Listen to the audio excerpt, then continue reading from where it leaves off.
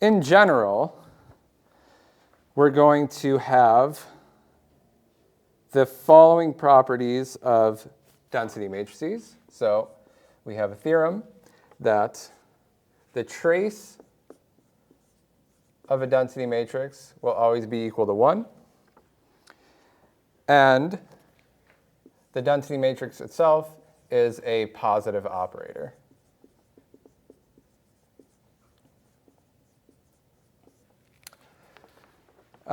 Sometimes you'll see this taken to be the definition of a density matrix, especially in a more mathematical treatment. Here I motivated it to you physically as sort of an ensemble of quantum states. But often you'll see this taken to be the definition of a density matrix. Of course, the two are equivalent, and you may be asked to show that on a homework assignment. A useful definition is the following. So we define the purity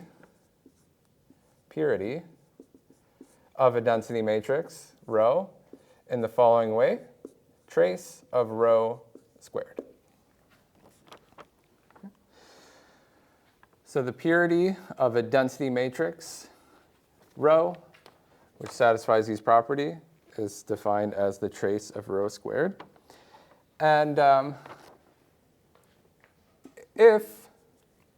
let me introduce two more definitions to you. So definition for a pure state is one which can be written as a single outer product, rho outer product psi. So if we have a density matrix that's the outer product of a single wave function that we can identify, we call that a pure state. Otherwise, we say rho is mixed. Is mixed or is a mixed state. So that's, of course, the more general case, a mixed state being more than one non-zero probability. A pure state is the case of exactly one non-zero probability. And of course, because of that, with the normalization condition, it has to be equal to 1. So two cases, pure state and a mixed state. Now with this definition of purity, that gives us a useful way to evaluate this and discern between these two cases. So if the trace of rho squared is equal to 1, then rho is pure. And otherwise, the case being the trace of rho squared is less than 1, rho is a mixed state. This is a very useful theorem to know. It gives us a way to easily discern in a computational way between these two cases of pure states and mixed states.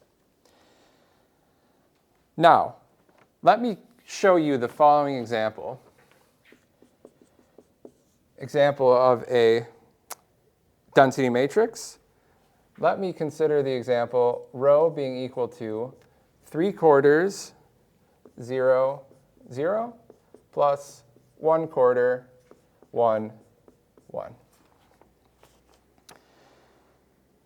And of course, you should be able to write this as a 2x2 matrix very easily at this point. Diagonal matrix, 3/4, 1/4.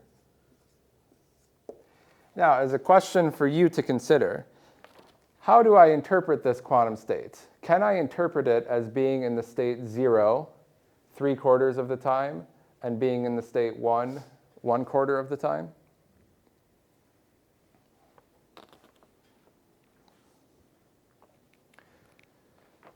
The answer to that might not be obvious, but it turns out to be not necessarily.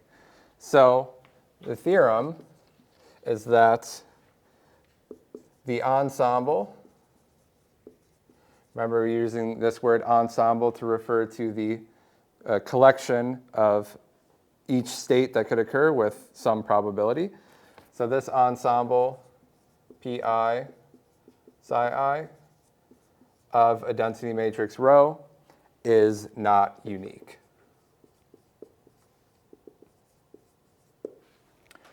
another very important thing to know.